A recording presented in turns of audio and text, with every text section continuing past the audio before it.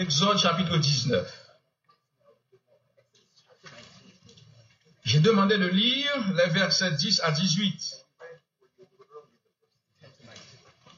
Et de ce texte, j'ai intitulé le message « Un standard divin, toujours actuel ». Un standard divin, toujours actuel. Et en l'associant au thème de ce camp meeting, le nouveau thème devient « Ensemble nous irons » en nous souvenant du standard divin de Dieu. Nous irons ensemble en nous souvenant du standard divin de Dieu. À cause du temps, je ne vais pas vous demander de relire le texte avec moi, mais je vous demande de vous incliner la tête, de mettre vos cœurs à genoux. Et nous allons nous adresser à notre Dieu. Notre Dieu et Père Céleste, nous avons pris du temps pour parler. Nous avons pris du temps pour te louer. C'est ton temps maintenant de nous parler à travers la proclamation de ta parole. Prends le contrôle, reste au contrôle de l'espace. Reste au contrôle de l'esprit, du cœur de chacun de nous. Glorifie toi-même ton nom et édifie toi-même ton peuple. Qu'il en soit ainsi fait selon ta sainte volonté. Au nom béni de Jésus, ton Fils, notre bien-aimé Sauveur, qui vit et règne dès maintenant et au siècle des siècles. Amen.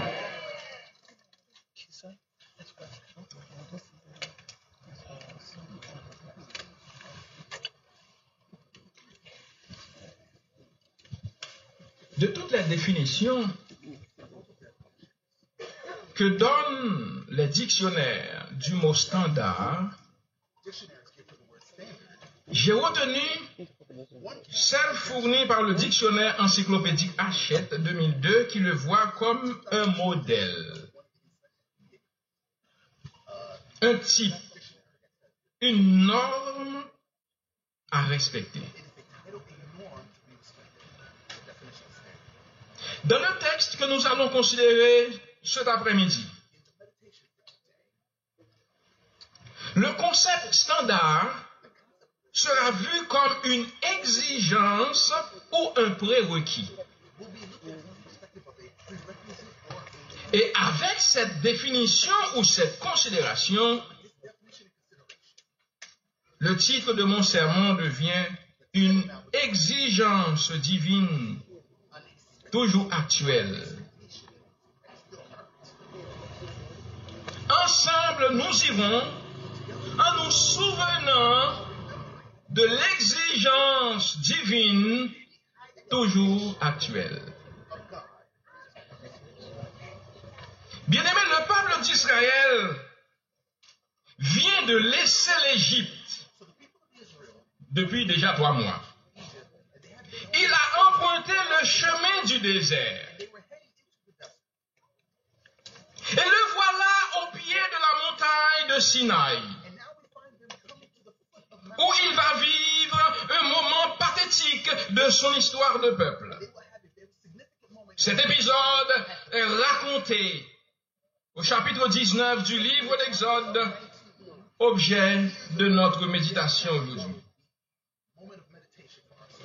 Le chapitre 19 du livre d'Exode est dominé par un thème principal. Et ce thème n'est autre que la sainteté de Dieu. Le thème principal de ce chapitre, le chapitre 19, la sainteté de Dieu qui introduira 2 sous-thèmes.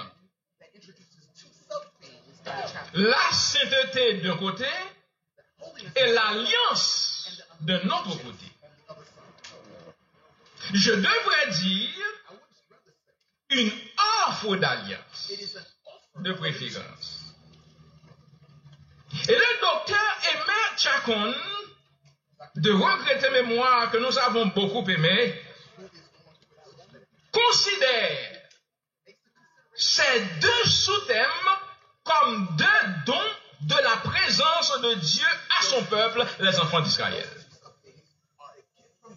Donc, la sainteté de Dieu apporte, selon le docteur Emer Chacon, deux sous-thèmes qui sont considérés par lui comme deux dons que l'Éternel fait à son peuple. Et ces deux dons sont apportés par Dieu à travers ses interventions miraculeuses de délivrance en Égypte, dans un cadre spatial, au pied de la montagne de Sinaï, en utilisant les services de médiateurs bien connus, à savoir Moïse, pour un but précis que Dieu lui-même poursuit, à savoir entrer en relation avec son peuple. Je reprends. Bon Dieu fait don de ces deux éléments à son peuple dans un cadre spatial, dans un espace géographique au pied de la montagne de Sinaï. Il choisit un médiateur humain pour le faire, un médiateur que nous connaissons très bien, à savoir Moïse, et dans qui but bon Dieu fait ces deux dons, c'est juste pour entrer en relation avec son peuple.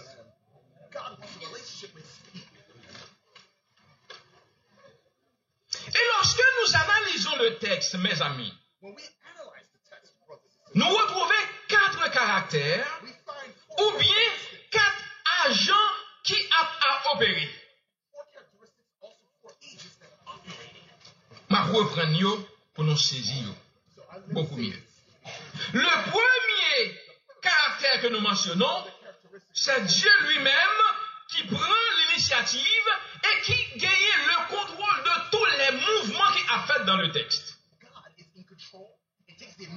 Le deuxième agent que nous retrouvons dans le texte qui a bougé, c'est le peuple d'Israël lui-même, en faveur duquel Dieu est intervenu puissamment et qui, d'un peuple esclave, est devenu, grâce à l'intervention de Dieu, un peuple élu.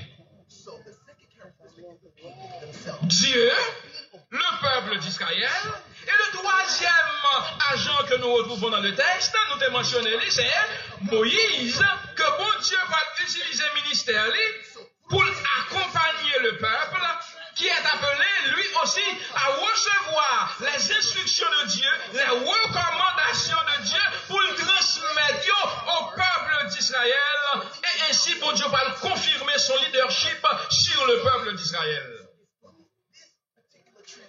Trois éléments, trois agents, et le quatrième que m'a mentionné, contre toute attente, ce n'est pas une personne, c'est une montagne. C'est la montagne de Sinaï, qui n'est pas une personne, mais où se jouera la scène. Quatre agents pour un objectif, pour un but. Et ce but que bon Dieu t'a gagné, c'est pour le rencontrer son peuple et lui parler. Toutes ces manifestations, toutes ces scènes, ont un seul objectif. Dieu veut rencontrer son peuple.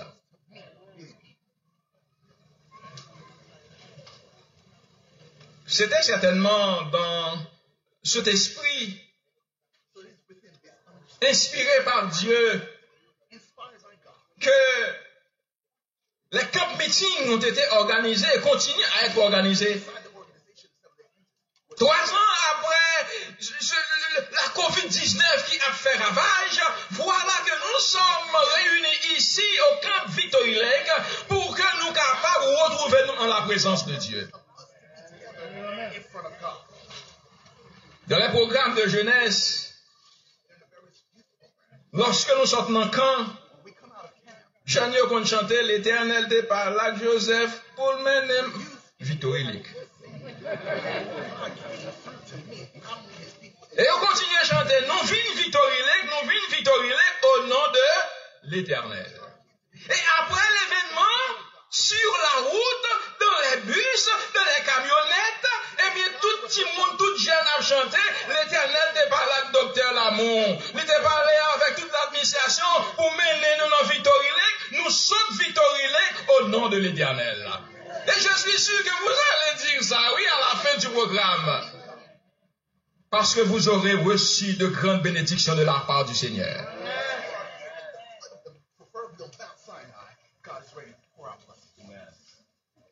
Le désir ou l'objectif de Dieu, vous l'avez certainement retenu, ou vous l'avez entendu, c'est de rencontrer son peuple, ou que son peuple soit en sa présence.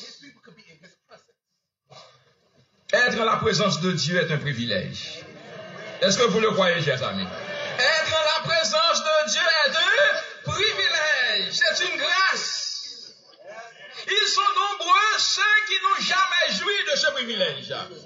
Ils sont nombreux ceux qui ont eu ce privilège, qui l'ont méprisé, qui l'ont rejeté, qui l'ont minimisé et qui n'ont pas été bénis. Je dis à n'a joui de privilège. Et quand Dieu décide de rencontrer son peuple et que son peuple soit en sa présence, Dieu descend et apporte des bénédictions.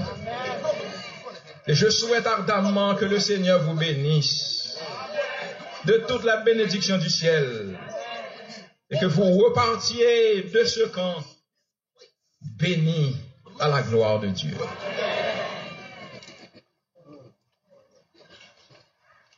Nous sommes des privilégiés.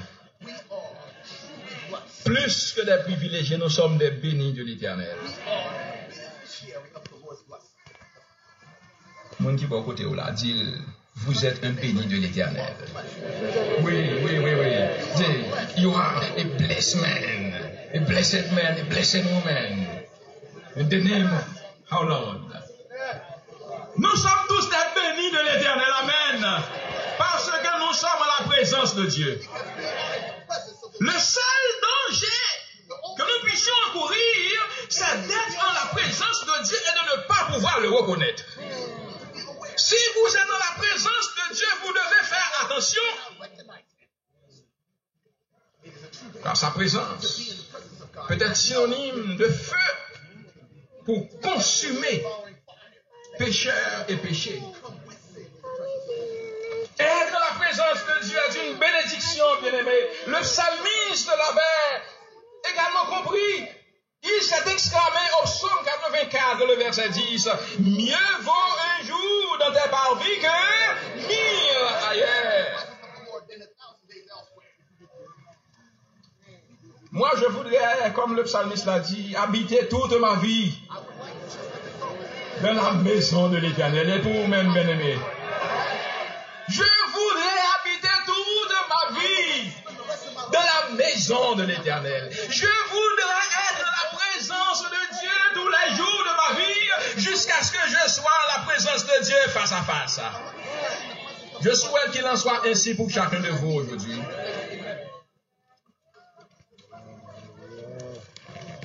C'est clair. Être dans la présence de Dieu est un privilège. C'est clair. Être dans la présence de Dieu est une bénédiction. C'est clair. Être dans la présence de Dieu est une grâce. Mais il y a une exigence. Pour être dans la présence de Dieu, dans le texte, le peuple devait se préparer. Le peuple devait être saint. D'où ce processus de sanctification recommandé par Dieu lui-même à Moïse. Et pour que le peuple puisse comprendre la nécessité de ce processus, Dieu appelle Moïse et lui transmet ses instructions, suivre et exécuter avec le peuple. Bon Dieu, pas quitter le peuple là pour le finir n'importe j'enlève devant lui. Parce que notre Dieu est un feu dévorant. Et c'est pourquoi il a dit à Moïse, Moïse, mon serviteur, voici mes instructions.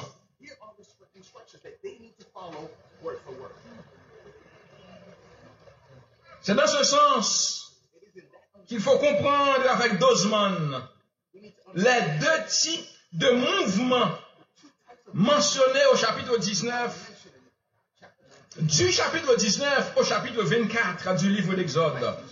Un mouvement vertical de Moïse et de Dieu et un mouvement horizontal du peuple d'Israël lui-même. Donc, pour que le peuple puisse comprendre l'importance d'une telle exigence, de ce processus de sanctification,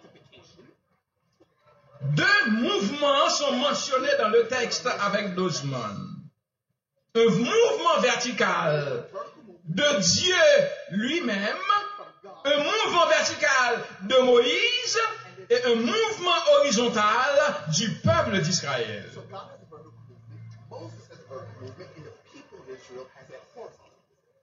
Deux mouvements verticaux de Moïse sont mentionnés. D'abord, ceux où il monte à la montagne de Sinaï, signalé ou mentionné au verset 3a, verset 8b, verset 22e partie et le verset 24.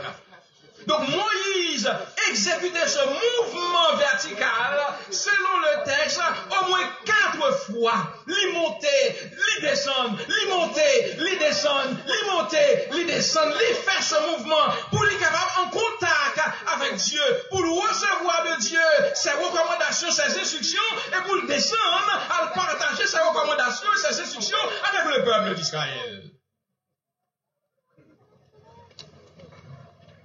Et ce mouvement vertical de Moïse, qui est annoncé dans Exode chapitre 19, le verset 11, la deuxième partie, est porté jusqu'au verset 20, la première partie, nous permet de comprendre que Moïse doit jouer un rôle capital dans ce processus de sanctification du peuple.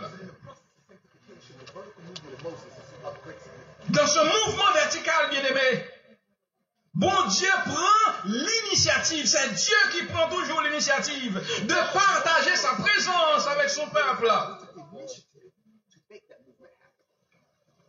Et il lui apporte la délivrance. Il lui apporte l'alliance ou l'offre d'alliance. L'offre d'entrer en relation avec le peuple. Donc ce n'est pas le peuple qui veut rencontrer Dieu ou qui veut rechercher Dieu, c'est Dieu qui recherche le peuple pour qu'il puisse entrer en relation, en contact avec son peuple.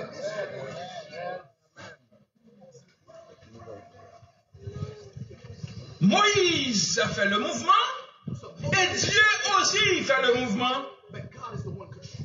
Le peuple a aussi eu un mouvement, mais ce mouvement fut un mouvement horizontal. Le peuple a eu ce mouvement à 2 reprises. D'abord, à la première partie du verset 1er, quand le peuple a laissé l'Égypte pour se rendre à Canaan, c'est un mouvement horizontal qu'il réalise. Ensuite, à la première partie du verset 17, lorsque le peuple s'écarte du camp pour rencontrer Dieu, les deux mouvements horizontaux réalisés par le peuple qui laisse l'Égypte pour se rendre à Canaan, et le peuple qui laisse le camp pour aller adorer Dieu, pour aller rencontrer Dieu. Et ces deux mouvements, bien-aimés, verticaux et horizontaux, ces deux mouvements entraient dans le processus de la préparation du peuple pour qu'il soit capable en la présence de Dieu. Et ces mouvements donnent lieu à la consécration du peuple. Ces deux mouvements conduisent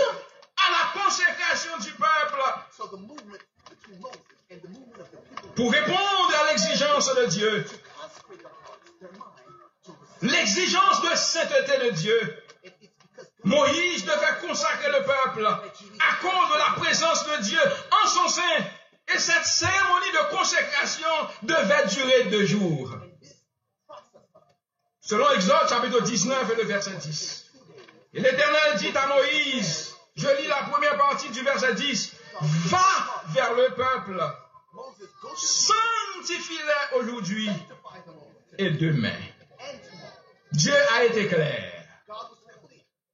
Moïse réalise aussi un mouvement horizontal, car après avoir reçu de Dieu ses instructions, il descend vers le peuple pour pouvoir lui transmettre les recommandations de Dieu. Bien-aimés dans le Seigneur, cette cérémonie te gagné là-dedans le lavage des mains et même l'abstinence sexuelle. M'te bien aimé façon que docteur Agui Francel mette lu texte dans le créole là. M'pas connaître qu'on lit créole bien comme ça. Oh, c'est extraordinaire. Merci doc Agui. Au plus que parfait de l'indicatif présent dirait médecin Pierre. Oui, mais c'est lui dirait, il a lu le texte, le verset au plus que parfait de l'indicatif présent.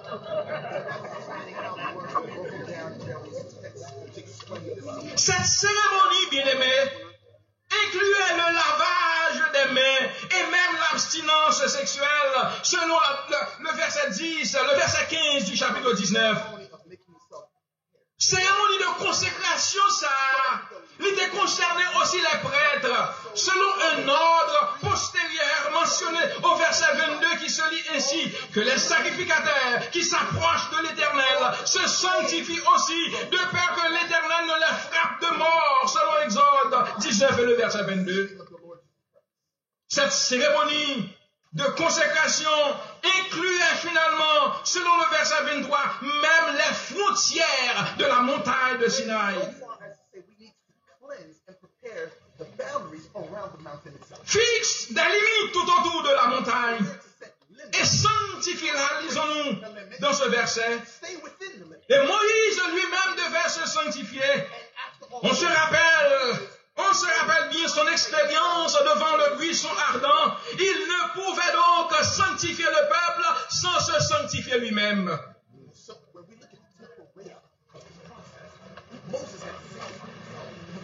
Bien-aimés dans le Seigneur, collègues dans le ministère, dirigeants d'église, amis de partout, dans cette cérémonie de consécration, on peut noter un acte de propreté et de pureté du corps, un acte de propreté vestimentaire. On peut noter la privation de plaisir légitime qui implique une disponibilité et une concentration d'esprit. La fixation des limites à ne pas franchir dans un espace réservé.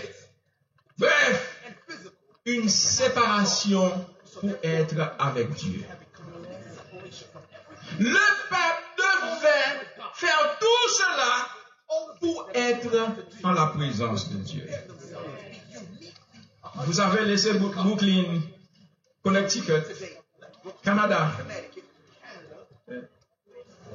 Rhode Island, Massachusetts, etc. pour être ici, à Victory, être en la présence de Dieu. Vous avez bien fait de venir, car être en la présence de Dieu est un privilège.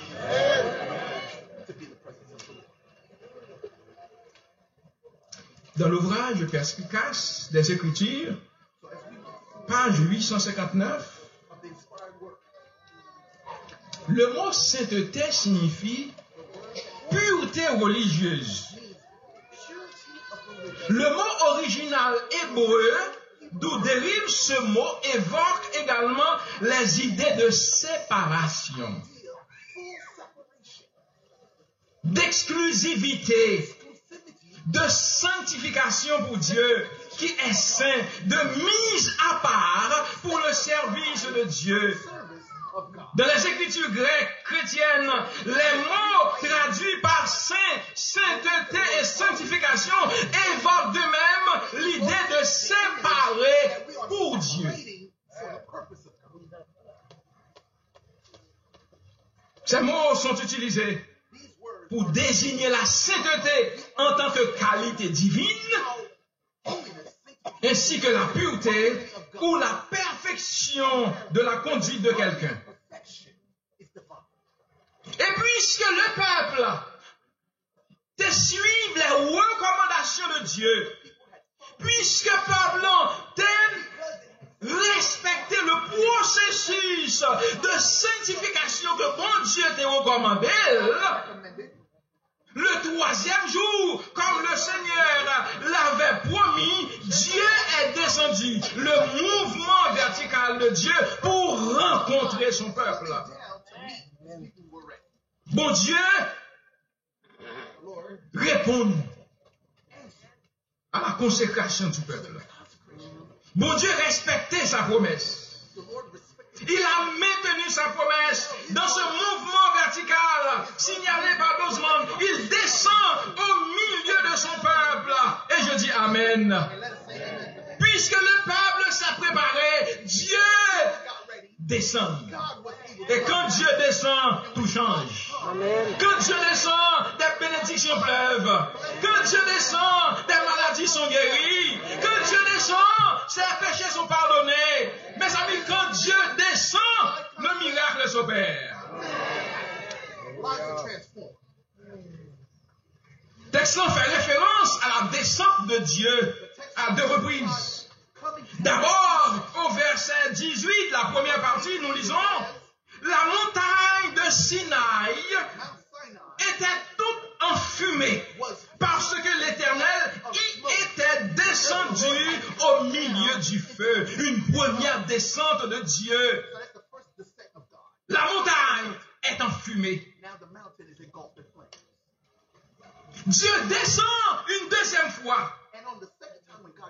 Comme cela est mentionné au verset 20, la première partie où il a décrit, ainsi l'Éternel descendit sur la montagne de Sinaï, sur le sommet de la montagne. Et cette descente bien-aimée, il a été manifestée. Quelle a été la manifestation de la descente de Dieu? Le texte le dit sans équivoque. Mon Dieu descend sous la forme de feu. Heureusement, peuple est purifié, peuple est consacré, feu du feu, bon Dieu, n'a pas consumé peuple là. Bon Dieu descend sous la forme de feu, mais il n'a consumé personne parce que le peuple avait respecté le standard de Dieu. Le peuple avait respecté l'exigence de Dieu, à savoir se consacrer, être saint devant le Seigneur. Dieu descend comme il le fit dans le buisson ardent avec Moïse au moment de son appel.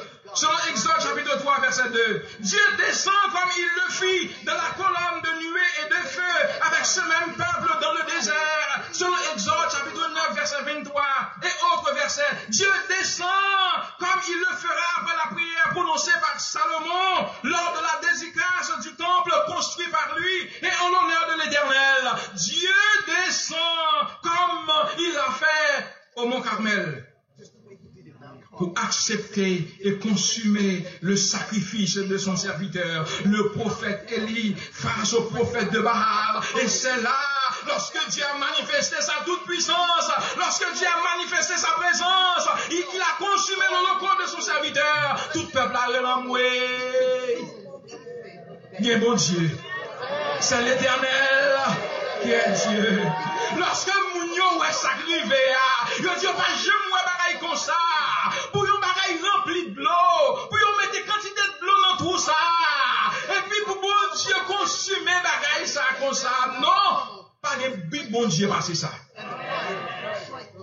Bon chanter en anglais, vous chantez bien là-bas. There is no other God like our God. Si c'est Sandra qui est là, on a fait chanter, oui.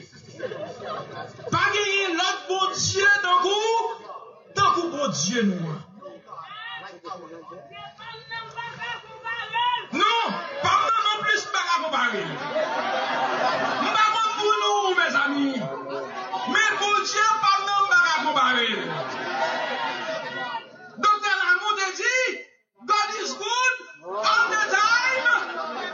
Look at me. Moi, regardez, où est-ce que produit grâce bon Dieu? C'est pas vrai, pasteur?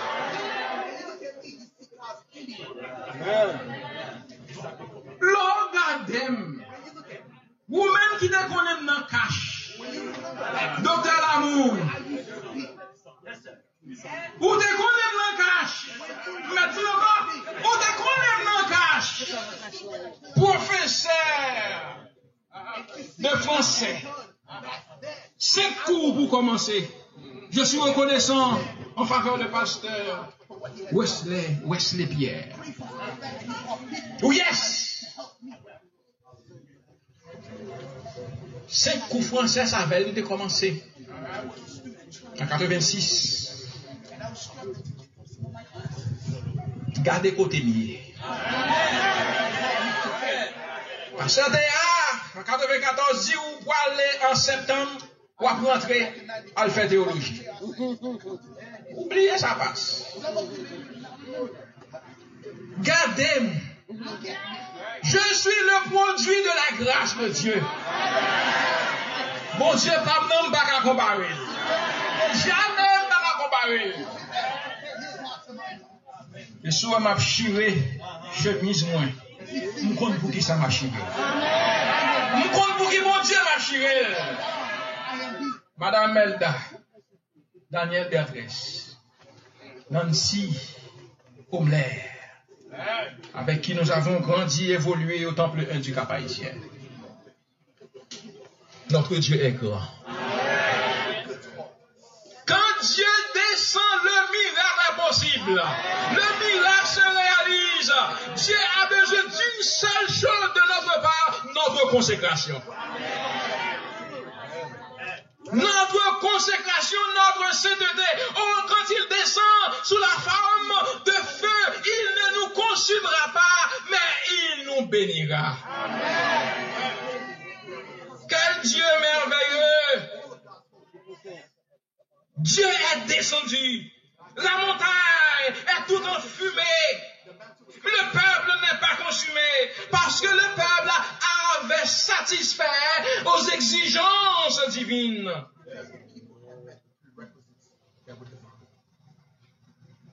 Moïse a eu raison de dire que l'aspect de la gloire de l'Éternel était comme un feu dévorant sur le sommet de la montagne aux yeux des enfants d'Israël. Dieu est descendu. Et comme toujours, quand Dieu descend, il prend le contrôle de tout. Comme la nuée qui remplit l'espace. Et dans cette descente de Dieu, le texte nous dit que Moïse parle et Dieu lui répond par le tonnerre. Oh mon Dieu, quelle expérience pour un homme mortel. Moïse parle, Dieu lui répond par le tonnerre. Quel spectacle merveilleux, quel spectacle émouvant, quel événement solennel, bien-aimé dans le Seigneur.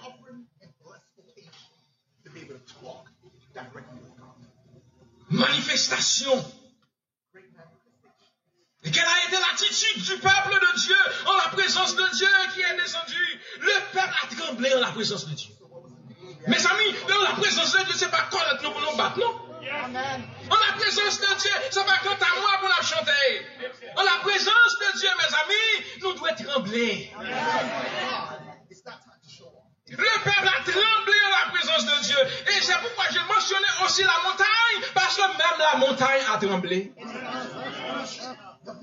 Ce n'est pas seulement le peuple qui a tremblé, mais la montagne qui n'a pas de sentiment, qui n'a pas d'oreille, comprend que c'est le Créateur qui descend et la montagne a tremblé. Alors Dieu a parlé. Il a parlé à Moïse en lui répondant comme le tonnerre. Il a parlé au peuple et il a proclamé les 10 paroles. Il a proclamé les 10 paroles au peuple pour lui donner des lignes de conduite dans ses relations avec Dieu et avec le prochain. Mes amis, pas senti m'ta fini. Pas senti m'ta fini, non? Même moi, elle vient dans 2h18. À longtemps méchant, papa. À longtemps méchant, papa.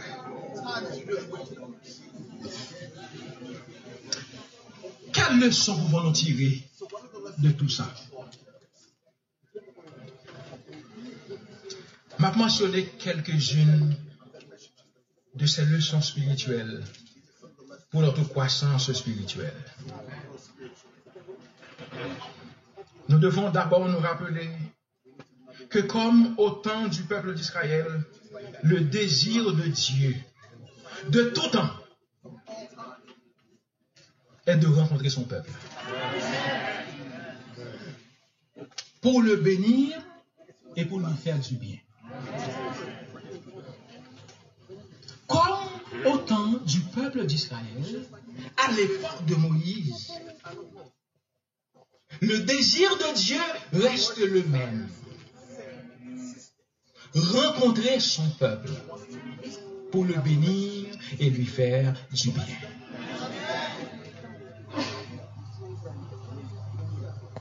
Son désir est que son peuple soit en sa présence et qu'il puisse s'en réjouir. Donc ce n'est pas une bonne chose que de vouloir fuir la présence de Dieu. Non, ce n'est pas une bonne chose. Chercher à fuir la présence de Dieu, non. C'est une erreur fatale. Une erreur grave, gravissime.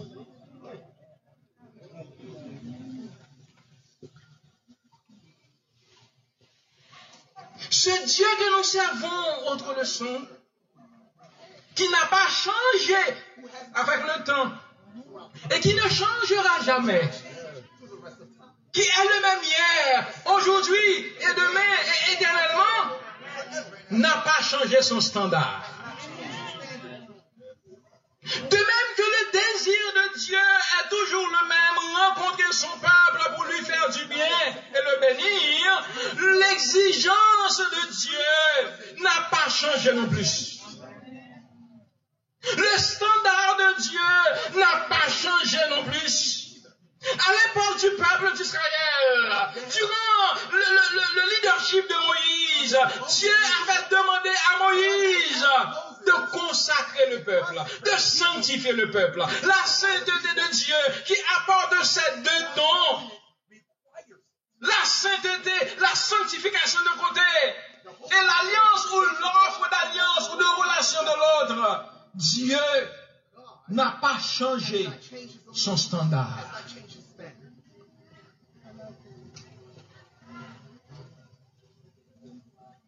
L'exigence à satisfaire pour être en la présence de Dieu est la même. Être saint. Être saint. Et être saint. Être en la présence de Dieu, mes amis, de la notice good friends, exige la sainteté.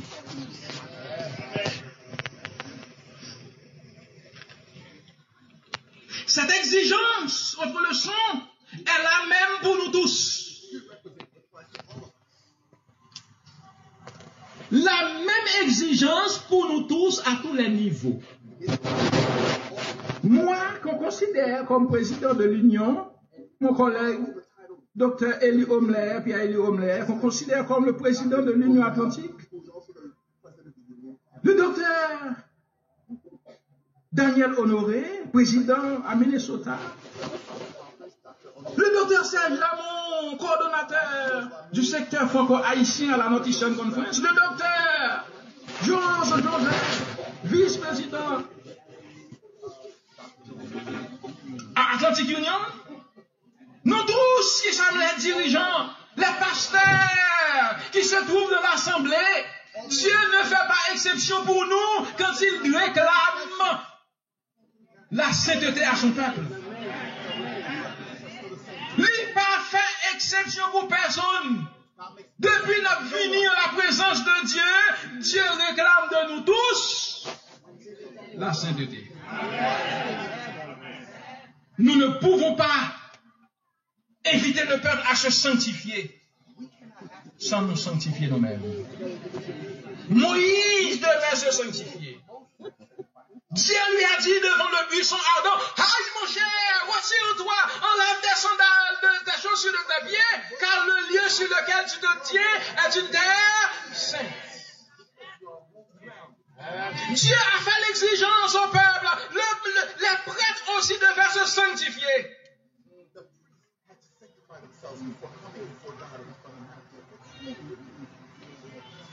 Quand Dieu rencontre son peuple, il a toujours un message à partager avec lui qui peut venir sous différentes formes ou à travers une parole à proclamer. Notre attitude de la présence de Dieu doit nous permettre d'entendre sa voix et décider dans le sens de la volonté révélée. Le peuple d'Israël a tremblé à la présence de Dieu au pied de la montagne de Sinaï. Je vous invite à avoir cette attitude devant le Seigneur. Que votre attitude soit marquée par la crainte et le tremblement devant le Seigneur. Que nous puissions scruter le fond de nos cœurs pour y découvrir toute malice cachée, tout esprit de méchanceté, de rancune, de jalousie. Et avec le psalmiste, il nous faut répéter au psaume 139, le verset 23, « Sonde-moi, ô Dieu, et connais mon cœur, éprouve-moi, et connais mes pensées. Regarde si je suis sur une mauvaise voie, et conduis-moi sur la voie de l'éternité. » Nous devons pouvoir exécuter les strophes du chant 163. Silence, silence. Un souffle descend. Voici la présence du Dieu Tout-Puissant. Silence. Le Maître parle avec amour et nous fait connaître sa paix en ce jour. En tant que dirigeants, nous avons la responsabilité, chacun à son niveau, de consacrer le peuple. Nous avons la responsabilité de préparer le peuple à chaque instant pour être la présence de Dieu. Nous devons, chacun à son niveau, inviter le peuple à la sainteté et à la consécration. Dirigeants que nous sommes, mes collègues sur la plateforme et vous autres de l'Assemblée, nous devons porter le slogan « Sainteté à l'Éternel », comme le souverain sacrificateur le portait sur sa tiare, selon Lévitique chapitre 20 et le verset 26. Sainteté dans les vêtements et tout ce qui y fait penser. Sainteté dans notre manière de gérer les affaires de Dieu. Sainteté aussi dans l'environnement de notre lieu de rencontre avec le Seigneur. Sainteté, sainteté et sainteté. Les abords de la montagne devaient être sanctifiés. Cela veut dire les endroits où le peuple de Dieu se réunit. Ce n'est pas seulement l'intérieur, mais les abords doivent être sanctifiés. Retournez dans vos églises respectives. Pensez à cette exigence du Seigneur. L'apôtre Pierre rappelle aussi cette exigence de sainteté. Nous lisons en effet dans 1 Pierre chapitre 1er, les versets 15 et 16. Mais, puisque celui qui vous a appelé est saint, vous aussi, soyez saints dans toute votre conduite. Selon qu'il est écrit, vous serez saints, car je suis saint. Ellen G. White, dans le commentaire, chapitre 52, nous dit ceci. Dieu a choisi les hommes depuis l'éternité pour qu'ils soient saints. De tout temps, Dieu nous a appelés pour que nous soyons saints. Ce que Dieu veut, c'est votre sanctification. Et elle continue pour dire que la sainteté, heureusement, est à la portée de tous ceux qui la recherchent avec foi. Non à cause de leurs œuvres, poursuit-elle, mais à cause des mérites du Christ. Jésus nous promet son assistance pour nous aider à atteindre ce niveau de sainteté. Dieu ne nous laisse pas seuls dans notre recherche de consécration, dans ce processus de sanctification et de sainteté. Son esprit est à notre disposition. Bien-aimés dans le Seigneur, si Dieu n'a pas changé, si son standard n'a pas changé, s'il n'a pas changé son standard pour Israël dans le temps, s'il n'a pas changé son standard pour Moïse, l'homme le plus fidèle de sa maison, selon son témoignage, s'il n'a pas changé son standard pour les prêtres d'autrefois, s'il n'a pas changé son standard pour le peuple d'Israël dans le temps, il ne le fera pas pour nous aujourd'hui. Et je veux en terminant, et avec l'apôtre Paul, vous lancer cet appel à la sainteté consigné dans Hébreux chapitre 12 et le verset 14. Recherchez la paix et la sanctification, sans laquelle personne ne verra le Seigneur. Nous avons besoin de la sainteté aujourd'hui et demain, pendant tout le restant de notre vie, pour jouir de la présence bienfaisante de Dieu chaque jour.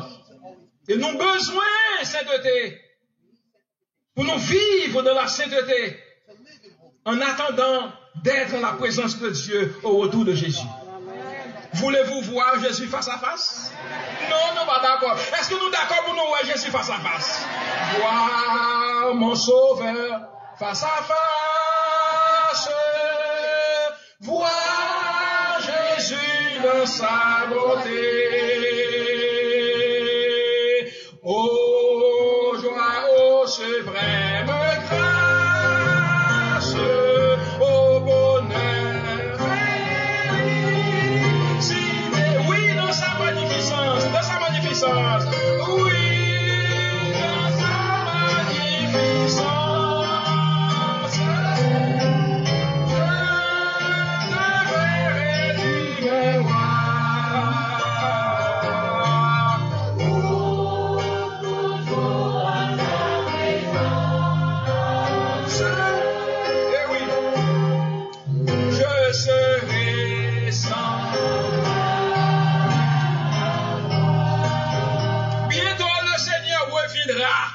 Sur les nuées des cieux. Son désir à l'époque de Moïse reste encore le même. Jean l'a exprimé au chapitre 14, verset 1 à 3. Je vais vous préparer une place. Lorsque je m'en serai allé et que je vous aurai préparé une place, je reviendrai et je vous prendrai avec moi, afin que là où je suis, vous y soyez aussi. Notre rêve est de voir Jésus face à face. Et le standard est le même. Une vie de sainteté. Heureux ceux qui ont le cœur pur, dit Matthieu, car ils verront Dieu. Nous devons nous purifier de toute souillure, vivre de la sainteté et nous préparer à rencontrer Jésus lorsqu'il reviendra dans sa gloire. Et lorsqu'il reviendra, il nous prendra avec lui. Et dans une sainteté éternelle, nous vivrons en sa présence pendant l'éternité. Que le Seigneur vous bénisse.